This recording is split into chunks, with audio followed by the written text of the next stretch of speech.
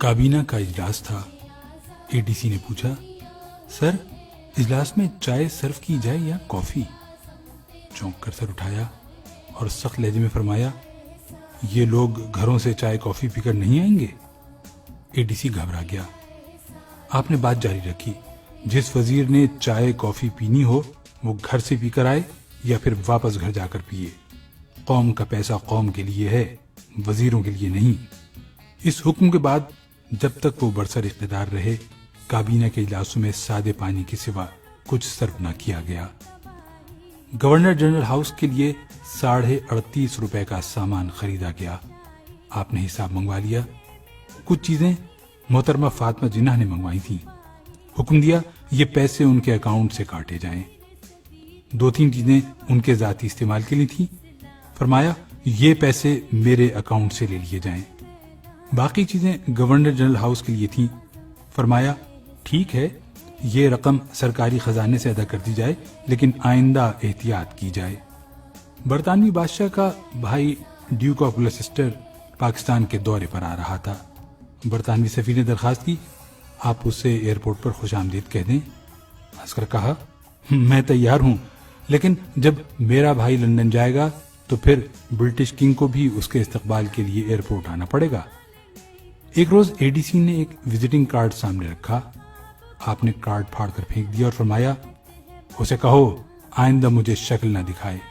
یہ شخص آپ کا بھائی تھا اور اس کا قصور صرف اتنا تھا کہ اس نے اپنے کارڈ پر نام کے نیچے brother of Quaid Azam Muhammad Ali Jinnah governor general Pakistan لکھوا دیا تھا۔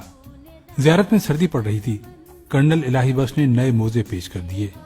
دیکھے تو بہت پسند فرمائے۔ ریٹ پوچھا، بتایا 2 روپے۔ گھبرا کر بولے، کرنل یہ تو بہت مہنگے ہیں۔ عرض کیا، سر یہ آپ کے اکاؤنٹ سے خریدے گئے ہیں؟ فرمایا میرا اکاؤنٹ بھی تو قوم کی امانت ہے، ایک غریب ملک کے سربراہ کو اتنا عیاش نہیں ہونا چاہیے۔ موزے لپیٹے اور کرنل الہی بخش کو واپس کرنے کا حکم دے دیا۔ زیارت ہی میں ایک نرس کی خدمت سے متاثر ہوئے اس سے پوچھا، بیٹی میں تمہارے لیے کیا کر سکتا ہوں؟ نرس نے عرض کی، سر میں پنجاب سے ہوں، میرا سارا خاندان پنجاب میں ہے، میں اکیلی کوئٹہ میں نوکری کر رہی ہوں، آپ میری ٹرانسفر پنجاب کرا دیں؟ اداس لہجے میں جواب دیا، سوری بیٹی، یہ محکمہ صحت کا کام ہے، گورنر جنرل کا نہیں۔ اپنے طیارے میں رائٹنگ ٹیبل لگوانے کا آرڈر دے دیا۔ فائل وزارت خزانہ پہنچی تو وزیر خزانہ نے اجازت تو دے دی، لیکن یہ نوٹ لکھ دیا، گورنر جنرل اس قسم کے احکامات سے پہلے وزارت خزانہ سے اجازت کے پابند ہیں۔ آپ کو معلوم ہوا تو وزارت خزانہ سے تحریری معذرت کی اور اپنا حکم منسوخ کر دیا۔ اور رہا پھاٹک والا قصہ تو کون نہیں جانتا۔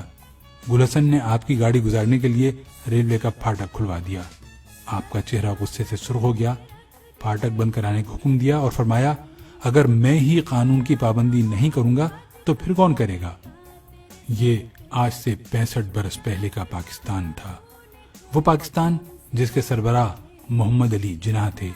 لیکن پھر ہم ترقی کرتے کرتے اس پاکستان میں آ گئے جس میں پھاٹک تو ایک طرف رہے، سربراہ مملکت کے آنے سے 1 گھنٹہ پہلے سڑکوں کے تمام سگنل بند کر دیے جاتے ہیں، دونوں طرف ٹریفک روک دی جاتی ہے، اور جب تک شاہی سواری نہیں گزرتی ٹریفک کھلتی ہے اور نہ ہی اشارے، جس میں سربراہ مملکت وزارت خزانہ کی اجازت کے بغیر جلسوں میں 50-50 کروڑ روپے کا اعلان کر دیتے ہیں۔